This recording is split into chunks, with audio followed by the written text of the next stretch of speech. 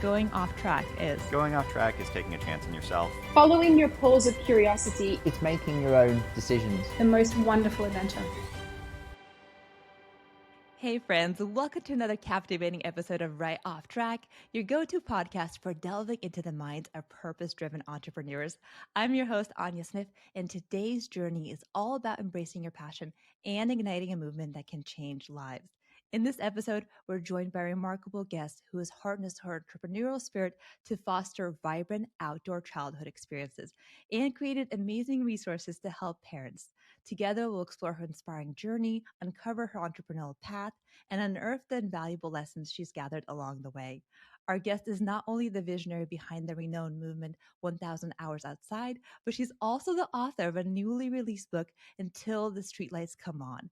With an incredible social media following of nearly 1 million and a thriving podcast, her work isn't just a movement, it's a transformational journey towards a more fulfilling, nurture-infused childhood. Prepare to be inspired and equipped with actionable insights as we dive deep into the world of our exceptional guest. Welcome to the podcast, Ginny Yurich. Did I pronounce that last? Okay, wow. I need to hear that as I go to bed every night. I mean, I got to put that on a loop. That was incredible. I'm really actually not that amazing as however that sounded, but I so appreciate that. That was so kind of you. Thank you. I'm thrilled to be here. Very honored.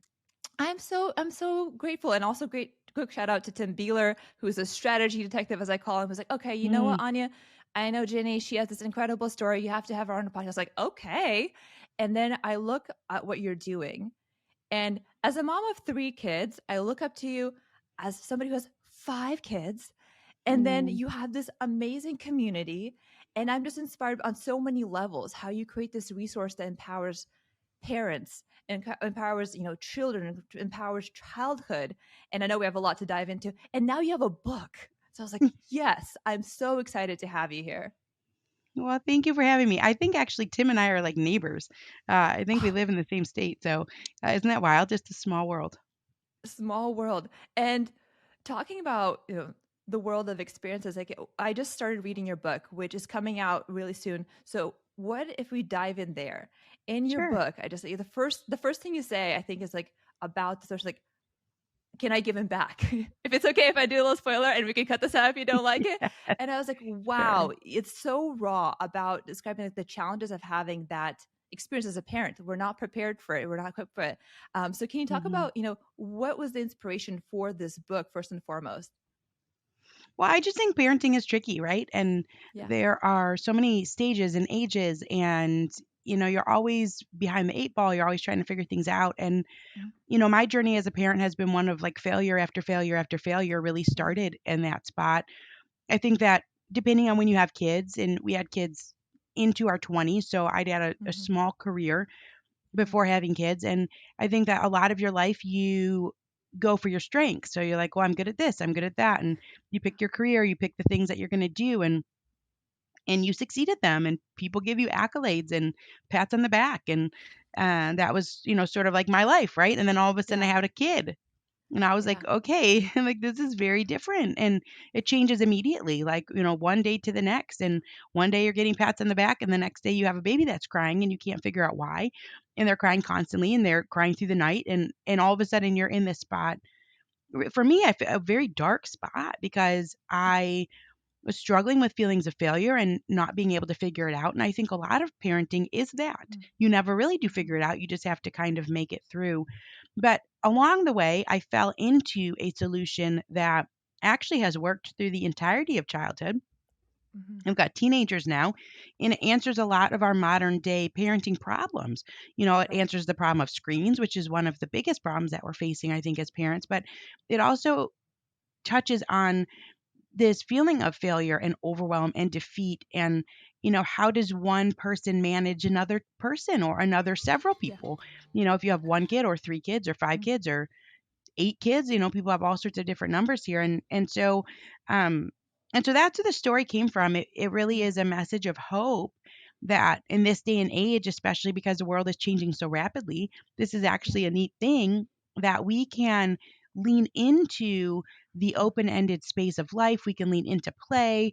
We can lean into hands-on living as opposed to like worksheets and structure and this lesson and that thing, that really it's this more open-ended life that is going to prepare our kids for a rapidly changing world. And I think that's a message of hope. We can do less and gain a little bit more. We can do less. When I say do less, I'm talking about we don't have to be run so ragged.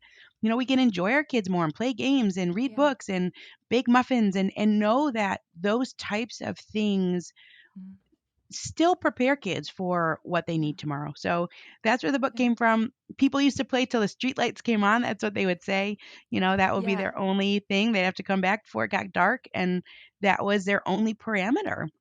Yeah. Kids were trusted and they had a lot of autonomy. I think about that all the time where I remember this time where I was climbing trees in our backyard.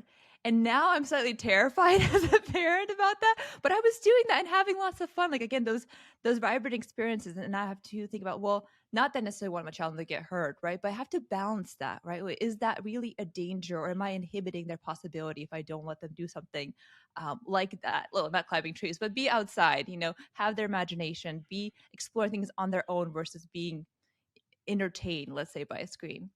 Well, and it is an interesting thing. I think those risky situations teach kids how to use their bodies. And if they don't have them, then they don't know how to use their bodies. And so actually, in the long run, that's a little riskier. Yeah. And Ginny, you've been creating this community for a while. You mentioned your children are teenagers. Why was now the time you chose to write this book? Well, because now is when someone asked me to do it. Also, that's part of it. I think that this has always just been for me sharing something that worked for our family. And I know you talk a lot to entrepreneurs. And I think my journey was one that I actually didn't really view myself as an entrepreneur until fairly recently.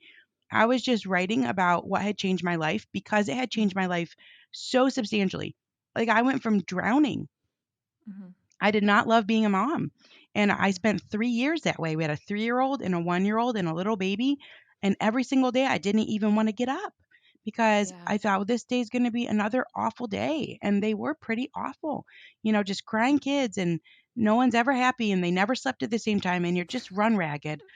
And so getting outside for substantial periods of time, not just for 45 minutes, but for a lengthy period of time, changed the whole experience of mothering for me. And then also, I've learned in the past decade that when we let kids play outside, it helps them in every facet of their development. So it helps their cognition even. It's like academics out there when they're moving and touching things and learning. So this has been quite the journey. But, at the beginning, it was just writing about what changed my life on a blog because everyone had a blog. So then I had a blog. And it's been a long time. I mean, I've been writing since 2013. It's been a decade. And just in the past couple years, things took off a little bit more. I think the world has changed some and more people start to do it. They start to try, like we're actually trying to get outside for 1,000 hours in a year. That's actually like what we're doing.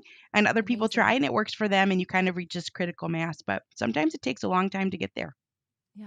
And can you tell a little bit more, like, what was it like now being on this author side? So you've been blogging for a while and you write so well. So what was it like writing the book? What were maybe some key intentions that went to maybe each chapter or just the whole narrative that you want the world to know about? Oh, writing the book is cool. I mean, actually my favorite part of writing the book, Anya, is when you ask for the endorsements. That was my favorite part because people wrote such nice things. I was like, I need to write more books just so I can get these endorsements. I think that whenever you try anything new, and writing is actually not my sweet spot as a person. So I was a math teacher. So, those tend to be on opposite sides of the brain. But I am passionate and a book opens doors for other things. So it was actually a hard process for me, but for my process was, you come up with an outline and I stand on the shoulders of many others. So a lot of my own readings go into piecing this together with our own experience. But what I think is really cool about anything that you do that's new, so writing a book is new, is that you don't really know what other doors it will open. Like here I am sitting and getting a chance to talk with you, right? So that's a cool thing. But also, I got a chance to do the audio book. And I Yes. loved that. I thought, well, Oh, gosh, I would do that as a career. That was so fun. And you have yeah. this, what for us, and I don't know if it's the same for everyone, but I sat in this room. It had a double door and it was all soundproofed. I mean, this is a new experience, like so cool. Right. It's all Right. soundproofed. And then I would wear these headphones and you would read your book. And I had it on a screen, so it was bigger. Yeah. And then this woman who was working on it, she was in a different room. And every time I would miss a word, or maybe it was plural and I didn't say it plural or something like that, she would stop me in my ears and then she would rewind it and I would do it again. And I thought, Ah, well, she had to be concentrated for hours upon hours to make sure wow. that I didn't miss like one word. It was perfect. And Wow. so I love that when you do something new, even if it's not your main passion or something that's hard Mm-hmm. for you just don't know what other doors are going to open, and you can't Mm-hmm. know that until you do it. And so there's been so many cool parts about writing the book and learning how to weave together my experience with a lot of the things that I've read, but then Yeah. also the other things that have come out afterward. Like, you're doing a launch team. And Yeah. so, picking a cover and all that kind of stuff. So there's more to it than just the writing, and that's been really fun. Oh, I am just excited about your voice going through the audiobook, just like that kind, passionate narrative telling. And I can see both kids and parents really enjoying that. Thank you. It was fun. And speaking of people supporting it, Holly was somebody who organized this call. So quick shout out to her. She was amazing just getting everything together. And you know what struck me? You just mentioned about not thinking about yourself as an entrepreneur. One thing that really resonates with me on that is that when I started this podcast, I didn't think of myself as an entrepreneur. I thought like you have to be dropping out of college when you're 20 to be an entrepreneur, right? Like that's what you have to do. You have to fail a Mm, startup. That's the only way to be an entrepreneur. I didn't think you could be doing it with any other path. And now I realize like there are so many other avenues to consider yourself an entrepreneur. To me, it's somebody who sees a problem and they just work to get better and they want to make the world better. And that's what this mm. podcast is about, is inspire people to see the broader potential, to not overwhelm them so like it has to be climbing a mountain at first step. It's just like seeing something you want to do, a purpose, a passion, and trying to do that and get better and Yeah. get curious, have fun. So you're absolutely an entrepreneur, and I love you sharing that story. I think you just have to stick with it. And I think Yeah. that is really maybe what makes you an entrepreneur in the Mm, end, is that you've stuck with it. And ours has been up and down. We've had more kids or job mm, change or we moved. So there's been periods in my life where I haven't done anything with it. And I yeah. think that's okay too. Sometimes you can let things lie for a little bit and come back to it. Yeah. And but it's that longevity, I think, that at Mm, least for me has really been the main key component of having something that's a movement that is seems now that it will probably yeah. sustain. Yeah. And I love how you very humbly described that, but could you share a little bit, what have been your learnings? Now it's been a decade and you grew this mission from a blog. Now it's an amazing resource. So there's a podcast, there's a book list, right, that people can check out. There's a checklist for 1,000 hours. Like, what have been your learnings from growing all of these resources from that starting point? Well, it just happens little by little, doesn't it? I mean, that's it. Yeah. I don't have, any more time Mm. than anyone else. It just has taken a long time. I think Yeah. you have to be okay with that. That, sometimes things do take a long time, but it's fun. It's fun to gain little bit of resources here and there, and you Hmm. add a couple things a year to what you're doing, and you try and be passionate about it and excited and add to what you can, and then eventually you have this large swath of resources that parents can use. And so that's Hmm. really all that's happened over the years. It's just been a little by little, and little by little, it becomes a lot. Um, and it's been a cool thing because getting outside and having open space in your calendar, it works for every Yeah. stage of childhood. Mm. So most things in childhood, they don't last, right? So you're dealing with Yeah. potty training and then you nail it. Like by kid 3, you've nailed it. But then it's over. You're Right. teaching your kids how to read or ride a bike. Eventually you've done it for all your kids. It's over. Yeah. And so you're on to learning something new, like, how are we dealing with boyfriends and girlfriends or cell phones or Ooh. whatever. Like this is the stage, right? But Right. getting outside works for every age of child, and it works through the teen years, and in fact is really recommended that teens are outside for Mhm. 3 hours a day is really what is the recommended amount, Wow. both for your newborns and your teens. So it's cool to have found something that we can stick with, Mhm. just because childhood changes so much, and it's hard as a parent. You're always on your toes, but this works all the way through. Yeah, and let's dive into that. For anybody who's not familiar with your approach, can you tell me why did you find that going outside was enriching to your life? And then how did it come into, just not just, oh, I'm enjoying this is good, to like 1,000 hours and creating resources for it and having community around this? Okay, so I had no idea actually that going outside was Yeah. good for anyone. And I had a friend of mine who invited me to go outside for 4 hours one time because she had Mm-hmm. read the works of Charlotte Mason, who was this British educator from the 1800s, actually. Mm-hmm. And Charlotte Mason had said that kids should be outside for 4 to 6 hours a day whenever the weather is tolerable. And I just thought that seemed really silly. Like, who's got that much time? And what a waste, right? Yeah. Like, we only Right. have so much time for childhood.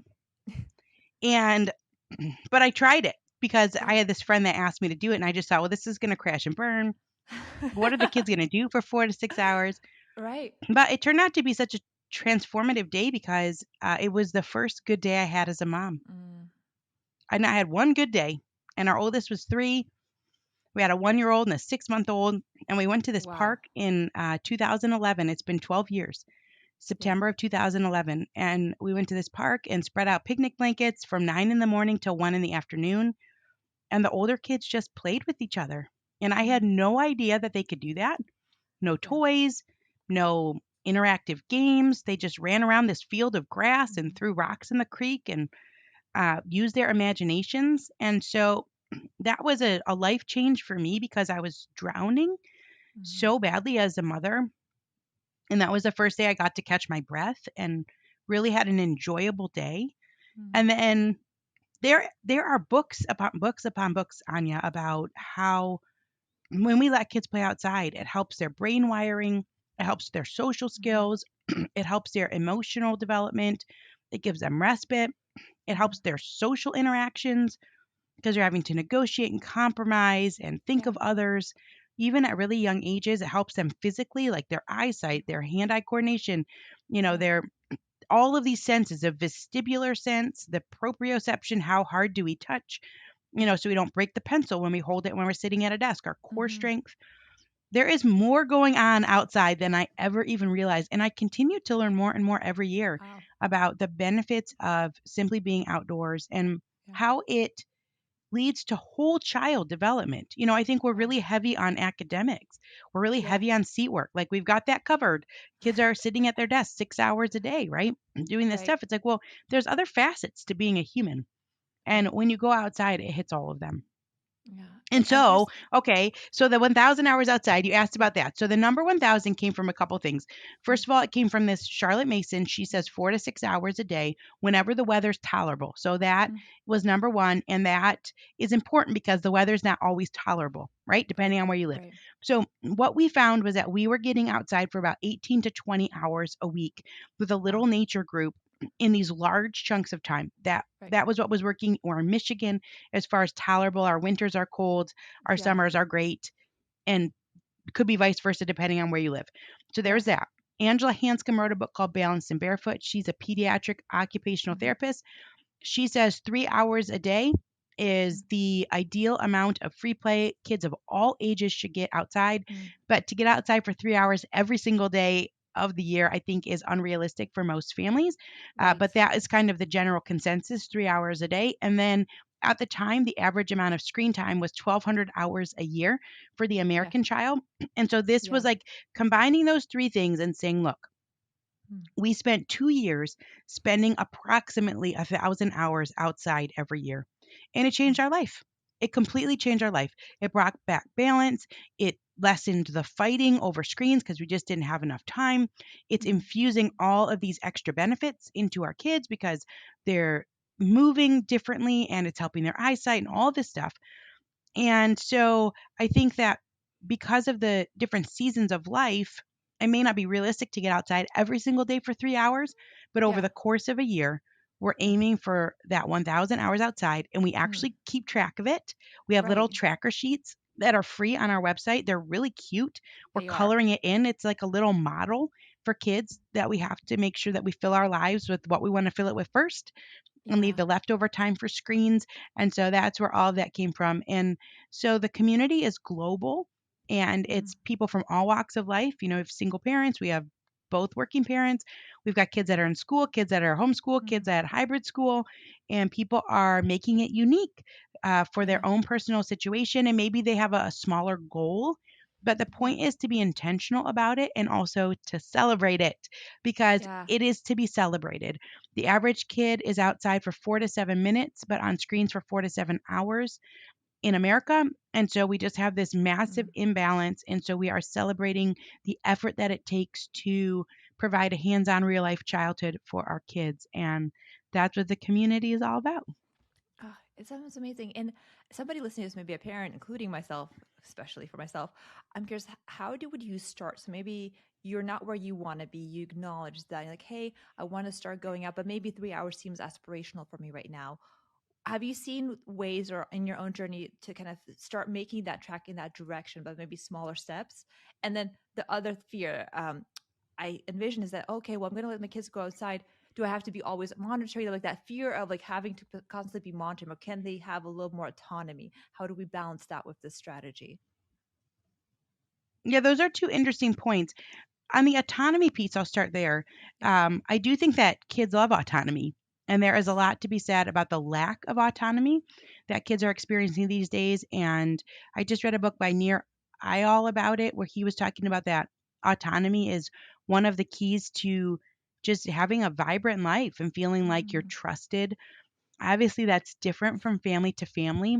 Lenore Right. Skenazy wrote a book called Free Range Kids, where she let her 8-year-old go home on the subway alone and then got arrested or something. I'm not sure. It was like a big thing. Yeah. Like she was in the Right. paper as America's worst mom.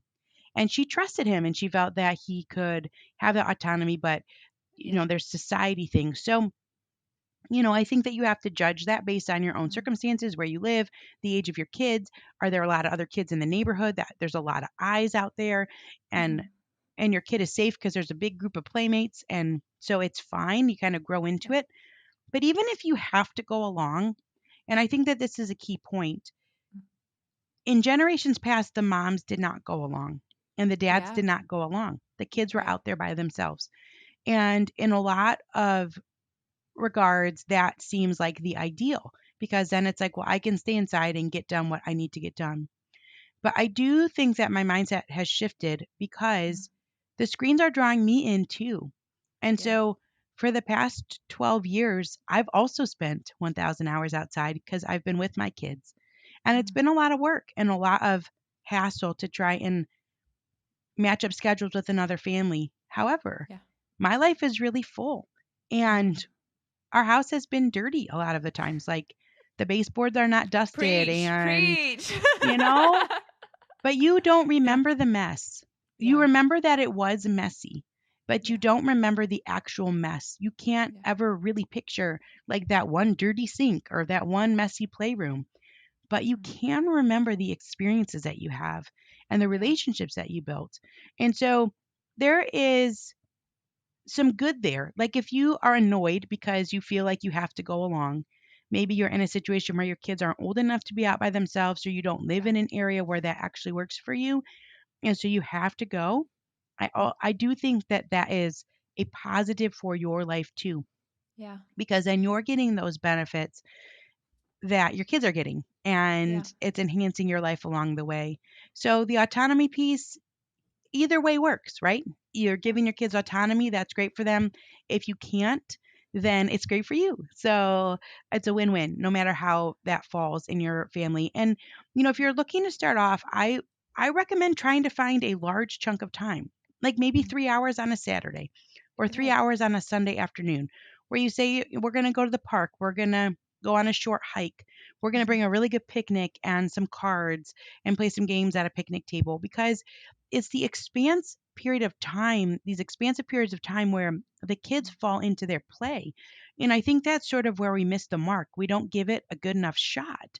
and our kids don't have time to fall into their imaginations. So Yeah. then it doesn't have this good experience feel to it. Like when we Yeah. went outside for 4 hours, there's a lot of work involved, right, Anya? It's like it's a lot of Yeah. work to get kids out of the house Oh and yeah. and to Oh and yeah. to unpack when you get back. Right. So you put in the effort, but then you get a whole lot of reward out of it Right. because you've had this period of time where everyone gets to like really exhale and everyone really gets to enjoy themselves. So I would say find a chunk, 2 hours, 3 hours that you Mm-hmm. could invite another friend along, maybe have a potluck at the park. There's Yeah. all sorts of things that you could do. Go to the beach or whatever that is.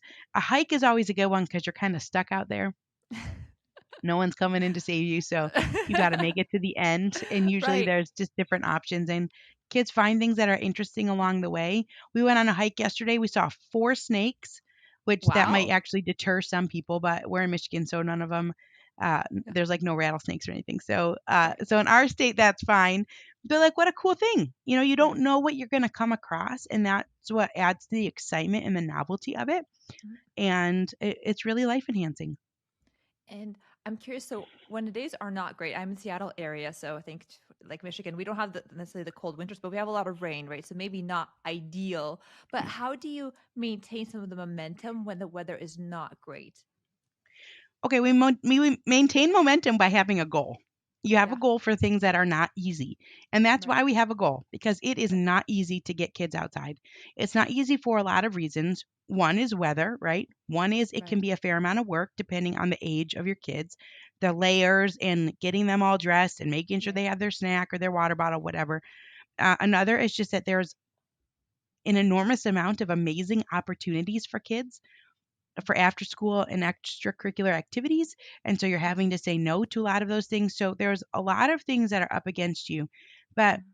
with the weather, you know that you are helping your kids develop grit.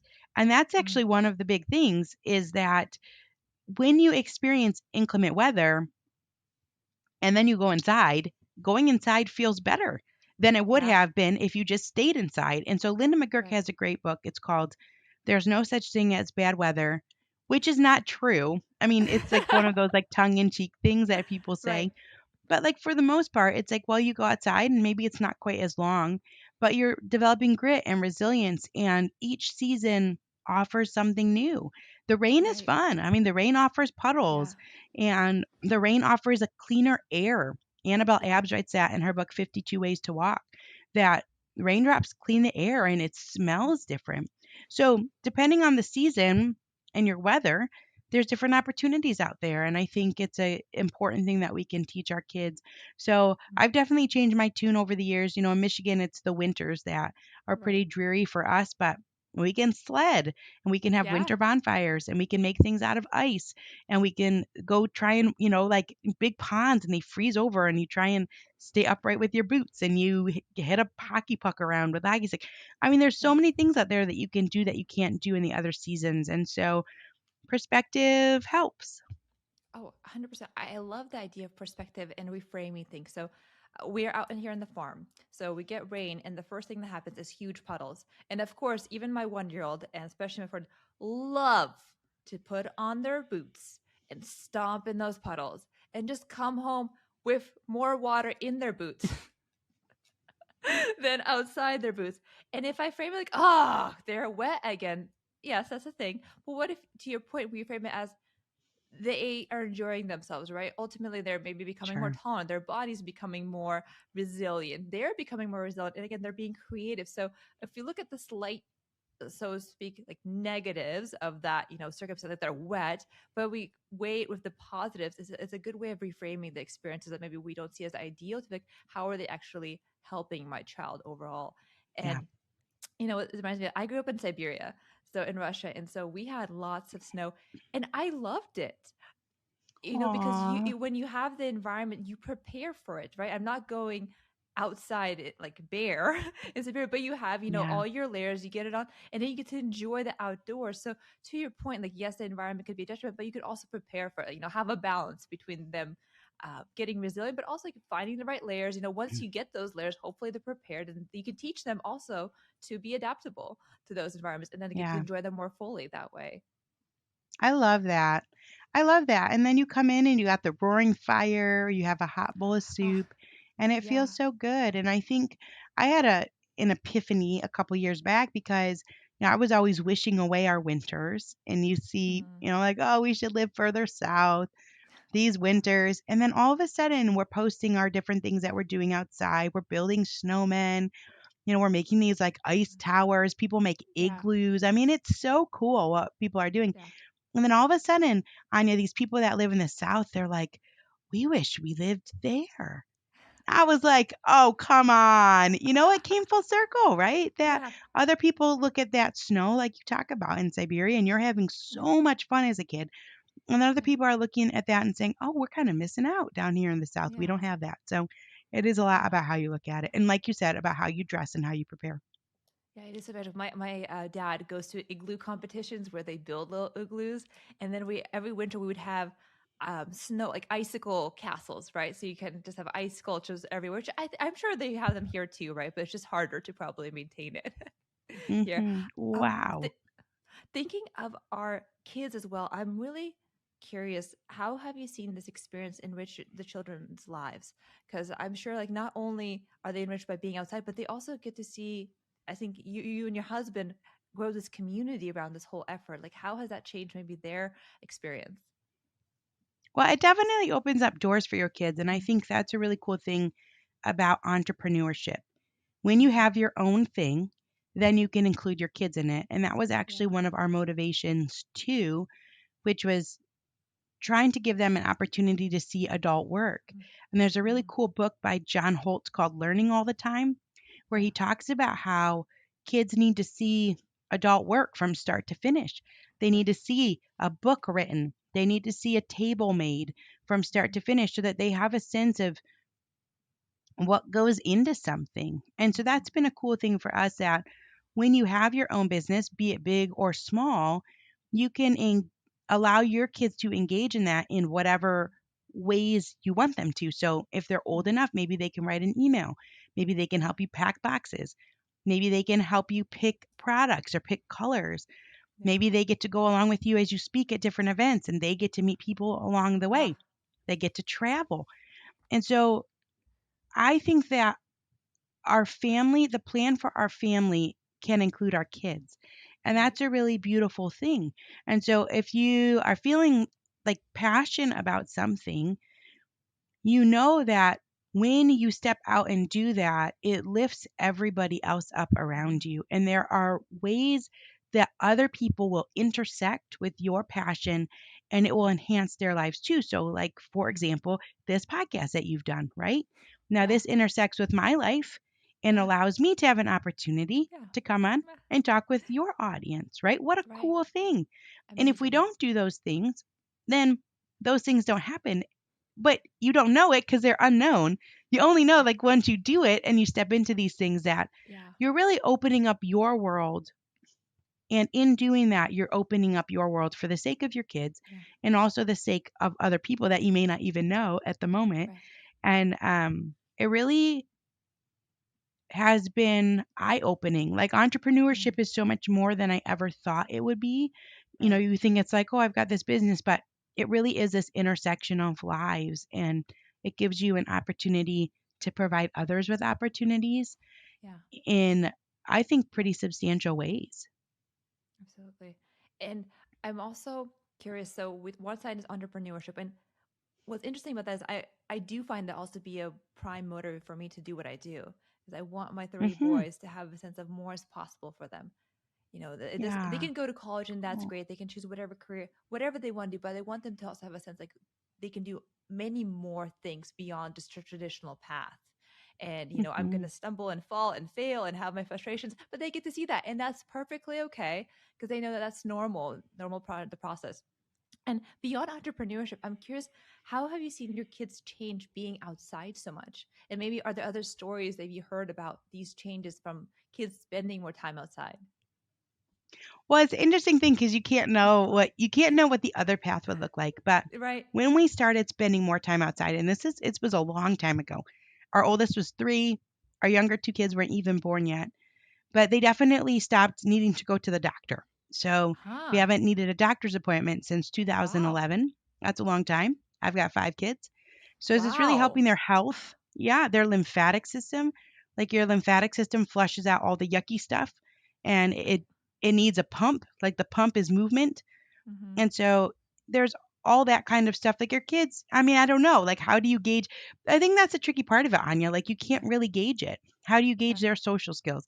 How do you gauge the fact that they've been to these different places, that they've jumped off of waterfalls, that Mm-hmm. they have swam in the icy cold water? Like Mm-hmm. those are types of things that build your character, but you can't measure them. And I think Okay. that's part of the tricky part about Yeah. taking kids outside is that it is immeasurable and is almost invisible, and yet it's Yeah. still important. So sometimes it's like, oh, you want to do all the check boxes, but by choosing something else, you can't really know Yeah. what exactly is going on in their bodies, but they seem okay.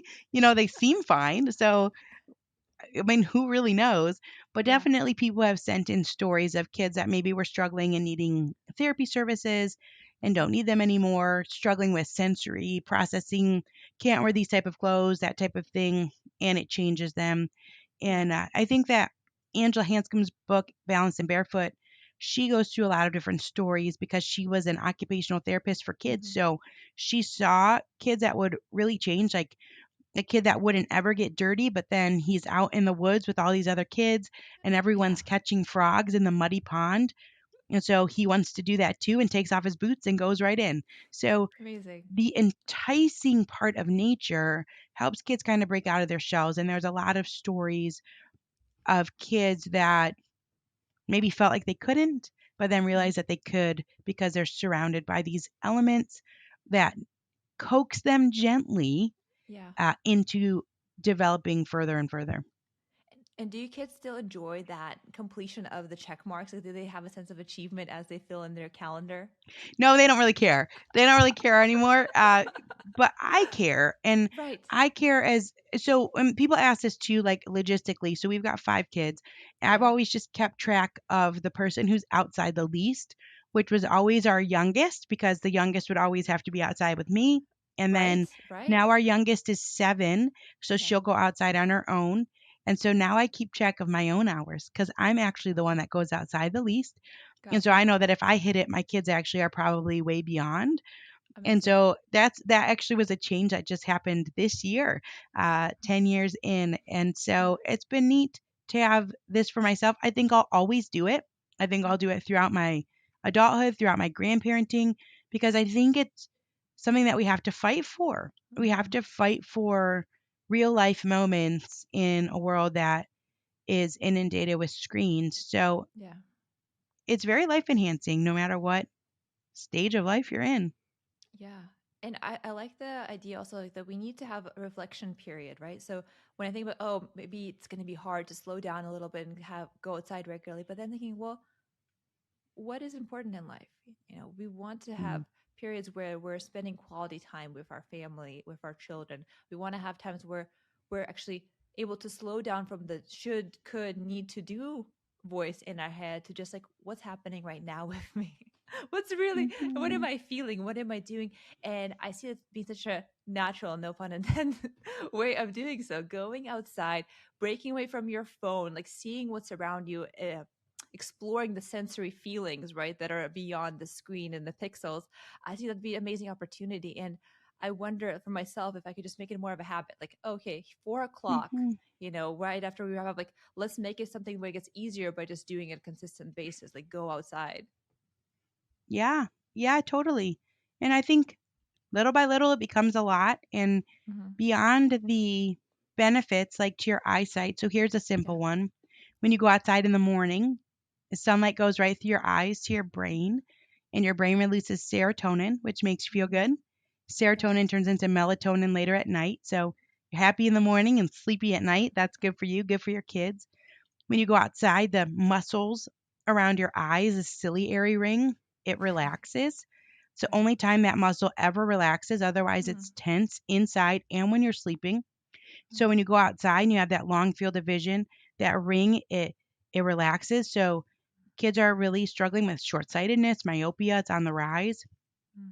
But when we go outside with our kids, helps their eyesight, helps their eyes work together. So it's like all of these things are happening, but Yeah. also you're building memories together as a family. And because the memories are multisensory, you tend to remember them. People really remember their outdoor experiences because it involves your hearing and your sight and your taste and your touch, and all of this is happening. And so it helps your brain to remember. It's all new a lot of times, Yeah. even if it's the same place over and over again. New things happen. The weather is new. You see new critters. Yeah. And so it adds to a feeling of a long and fulfilling life. Wow. Ginny, you're such a trove of knowledge. I'm all these books, all these references, all the experience in your book. Like, what were some maybe key themes that you really want to focus on because you have so much to choose from? What did you narrow Mm, down to? I wanted to focus on that we don't have to sacrifice today for the sake of tomorrow. Hmm. And that's probably the main focus of the book. I do think that as a society, we sacrifice our kids' childhood because we think that that is going to be what they need for their adulthood. It's well intentioned. And so we sacrifice it. It's a rat race and we're Right. exhausted and our kids are exhausted and no one's enjoying each other and it's short and it's clipped and it's stressful. But Yeah. counterintuitively, we can back off of that. And in doing so and having a more fulfilling today, that actually is what prepares kids for a world that is rapidly changing because they're going to have our kids are going to have a lot of jobs. They're going to be doing like what you and I are doing, podcasts and things on the Yay. side and yeah, Yeah. I mean and things that we don't even know that exist. They don't even exist Right. yet. A lot Yeah. of things that are coming for our kids, they don't even exist yet. Right. And so in order to get them prepared for that, we learn to love what's handed to us today and we Yeah. take our opportunities today and we use our day as a fulfilling opportunity now with our relationships and the type of work that we do Right. and how we use our time and not in a way that's filled with fear and trying to get ahead because when we are so focused on just like one way to success it doesn't work when Yeah. the end goal line is changing a lot. And it is. It's like careers are becoming obsolete and new career paths are popping up. Yeah. And so I think that's probably the main message of the book, or one of them, is just that you can kind of have it all. Like you can Yeah. really love your life today with your kids. And in doing so, that is the best preparation for tomorrow. Oh, it's so beautiful. And it's so simple and powerful, right? It's almost like, wow, really? I can have all these amazing changes in my life by just going outside? Like, yep. Hmm. Try it. Right. I know I love the simple like there it's not necessarily easy to do, but it is Right. a simple premise. And so that's what I love. Like I have a friend, she says a tablecloth makes a party, and I feel like that's the truth, right, Anya? It's like, man, if you throw a tablecloth out, it's a party. You have upped the ante. And so like I like those little simple things that you can remember that like are make a substantial Mm. difference. Yeah. And before we wrap up, I wanted to ask you on this journey, what has been maybe the most challenging issues or mindset that you have to get over to kind of become this entrepreneur that you are today or to kind of build this community and keep at it? The biggest challenge is that I'm very limited as one person. And so you always have dreams that are bigger than what you can do. And you are resigning every day to let some things go. And you just have to trust that what you do is enough. And it's keeping that Mm. perspective that I don't want to sacrifice my family. I don't want to sacrifice my friendships, my relationships, myself for the sake of doing, doing, doing. And so Mm. you take the day and you say, what are the things that I could do that are most impactful that I actually have the time to do? And I Mm. do those. And everything else, Anya, everything else falls through the cracks. But Perfect. it still works. It still works. It still moves you forward little by little. And maybe, if I had more capacity or if I were willing to ditch my family, things would move forward faster. But Right. it's that daily resigning of this is all I could do. And Mm. I wish it were more, but it's not. And so I'm just going to accept it. And I think that's probably the hardest part for me. Oh, you're amazing. This is so genuine, true. And yes, we have all these things we could do, but remembering our priorities is so powerful. And I also believe it makes you more resilient, right? If you have your priorities straight, Mm, you will keep doing it longer because you know why you're Yeah. doing it. And on a positive note, I want to just ask you, what are you most excited about? I know there's an amazing book launch coming up. I saw all the amazing little prizes you have coming up. Do you want to share what's happening there? Yeah, so we have a book launch team. And so we're just doing some fun giveaways because I really do appreciate people that are joining in and who are sharing. I mean, that's so nice of them. It's so nice. So that's Yeah. what's coming up. And we have this group, and we're hanging out once a week online together for a little bit. So hopefully my voice holds out because that's kind of been an issue. But Oh, that's coming, and uh, that's exciting. I mean, this is I'm on the cusp of basically what we've been talking about this whole time, Anya. It's like, mm, I don't really know. I mm, don't know what's on the other side of a book launch. I have no idea. And so it's the first time. What's on the other side? Well, there's going to be some bad reviews probably. And there's going to be some criticism. But also, you hope that there's going to be opportunities that enhance our family and enhance the lives of others. And based off of experience, that's what I hope will happen. But it is a step into the unknown. You don't really know what yeah. that is going to be like. And so I'll have to report back in a couple months. I'll be rooting you. I'll be following for you, and I'm going to look at all the amazing prizes they're giving away. And one Thank last you. tip: any inspiration or tips you'd have for somebody who sees what you're doing, they're inspired by everything you have built, and think like, how do I start even building something like this community that I have a passion around, a path, a topic, a subject, and I want to build this community, and it just seems like so much work to get to where Jenny is right now. But how do you? What advice do you have for those people? Well, you just got to stick with it. I think that if Yeah. something changes your life, it changes your life. And if you share it, then eventually it will change other people's lives as well. And you won't touch Mm, everyone. Like yeah. this doesn't work for every family, but for the families that it does work for, it's changed their lives too in the way that it changed ours. Helped me be a better mother, helps the kids with their development. And so I think you just keep talking about it.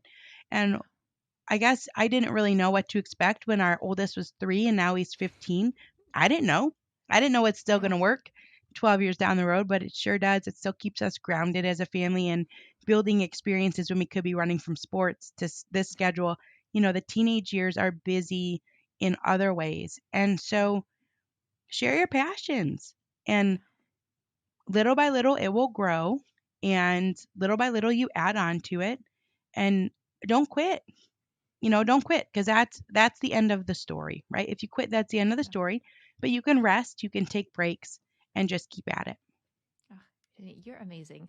I am so glad that you are writing the story right now. I'm so glad that you've not given up and kept this story and community going. And to wrap up, we do 3 rapid fire questions, Mhm. and then we'll let you go and hopefully let you recover your voice. Thank you. Okay, are you ready? Yes, Okay. What's your all-time favorite outdoor activity to do with your family? I love to be on the water, especially rivers. So my favorite thing is whitewater rafting, which we Ah, just were able to start doing because our youngest is just now old enough. And so that's been super fun. But I like anything down the water, so down the river. So kayaking, canoeing, tubing, just ah, floating. That's my favorite. amazing. Okay. Challenging one, I gotta tell you. Among the chapters in your book, Until the Streetlight Comes On, which chapter is your personal favorite? I like the one about that nature and play as a power duo, because when you take that simple play outdoors and you add in all of those sensory benefits, it's like this huge boost for your kids' development. And it's something that I just didn't even know was a thing. And like I said, I've just been learning more and more and more and more. I constantly read new books about forest bathing and the negative ions in the air, and all of these things that are so, so good for us, Yeah. that really are so simple. A lot of times they're free. And so I would say that one's my favorite. Oh, amazing. Okay. Last but not least, in the positive context, going off track is. Going off track is writing your own story, what you're doing, and knowing that your journey doesn't have to look like anyone else's, which is so neat. And it can be successful in whatever way that looks like. And I think that's true for our kids and that's true for us. And when we say yes and we step into things that maybe we're not that good at, but there's still an opportunity, then more things open up and it just kind of gets bigger and bigger as you go along. Oh, amazing. Ginny, you're just the true definition of like entrepreneur with purpose. I appreciate you just showing up so genuinely, so passionately, so kindly. I'm excited about the work you do. I generally follow it. As a parent, it just gives me the sense of relatability to kind of the struggles of parenthood and also inspiration for what's possible and kind of some tips to feel more confident on this challenging journey. And anything else you want to add before we wrap up? Maybe to miss. Oh, we covered a lot, didn't we? But Yeah, I it flew just, you know, by. as someone's listening and made it to the end, thank you. First of all, thank you. And I love how you're doing that. Life doesn't have to look like everybody else's.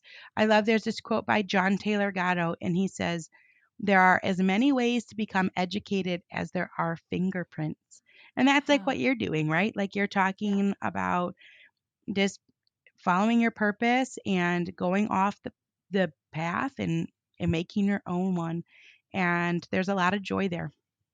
absolutely. Absolutely. And everybody listening, I hope you took something away from it, whether you're a parent, just wanting to find another great resource to enrich your experience, whether you're an entrepreneur who's just captivated, like, how do you achieve something incredible? How do you overcome some of these challenges? How do you start with a vision and execute it a decade later? So, for everybody listening, thank you so much for coming right off track with us. And just one final plug, I am really passionately excited to support the amazing nonprofit Ready to Empower, which empowers women worldwide.